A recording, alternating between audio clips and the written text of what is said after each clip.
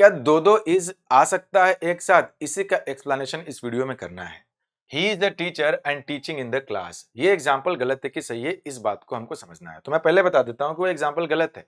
इस एग्जाम्पल को सही करने के लिए यहां पर हमें एक इज लगाना पड़ेगा। बात आई क्यों लगाना पड़ेगा? बी आपने बोला तो is am are was were be been being सारे के सारे बी के फॉर्म्स होते हैं।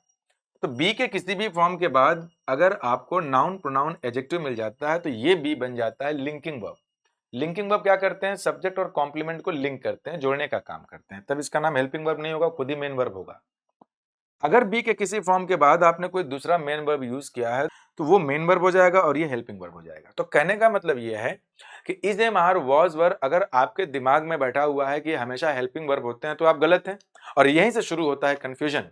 ये लिंकिंग वर्ब होंगे तो इनके फंक्शंस अलग होंगे, जब ये हेल्पिंग वर्ब होंगे तो इनके फंक्शंस अलग होंगे। These are two different entities and we should treat them differently. दोनों को एक नहीं मानना है। तो अब इसके लिए मैंने यहाँ पर एक एग्जाम्पल लिख दिया कि ही इज ए टीचर। तो ही इज ए टीचर में हमें सबसे पहले ये पहचानना है कि ये इज हेल्पिंग वर्ब है कि लिंकिंग वर्ब है। तो ये लिंकिंग वर्ब है।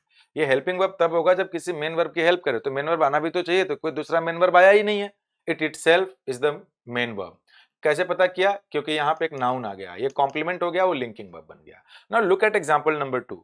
एग्जाम्पल नंबर 2 को जब आप देखेंगे तो जो टीचिंग है that is the main verb. तो अब इसको बनना पड़ेगा हेल्पिंग वर्ब। अब मैं चाहता हूं कि दो अलग अलग बातों को अलग अलग ना करके किसी एक सेंटेंस में कर दूं मैं। तो मैंने बोल दिया 1+2। तो 1+2 के लिए सबसे पहले 1 वाला सेंटेंस लिख दिया, ही इज ए टीचर। तो ये वाला जो इज है this is called linking verb, क्योंकि इसके बाद आया हुआ है नाउन जो कि एक कॉम्प्लीमेंट है। प्लस को दिखाने के लिए हम एंड का यूज करते हैं, तो एंड लगा दिया। अब एंड के बाद जो जो दूसरे में कॉमन है उसको हम यूज नहीं करेंगे, कॉमन ले लेंगे। भाई ऐसे पढ़ते हैं ना हम लोग, x² + 2x। इसको हम चाहें तो ऐसे भी तो लिख सकते हैं, x कॉमन लेकर के x+2। तो वही काम यहाँ पे हमें लगाना है। तो आप देख रहे हैं कि ही सब्जेक्ट है और वो वाला ही भी सब्जेक्ट है, तो दोबारा लिखने की जरूरत नहीं है। पहली बात। दूसरी बात समझना यह है कि ज्यादातर लोग गलती ये करते हैं कि ये इज देखा और ये इज देखा, जब दो इज देखते हैं तो उसको एक ही बार लिख देते हैं, कॉमन ले लेते हैं, लेकिन वो गलत कर देते हैं। क्यों? क्योंकि वो लिंकिंग वर्ब है और ये हेल्पिंग वर्ब है, दोनों के दोनों सेम नहीं है। मैं समझाता हूं इसको।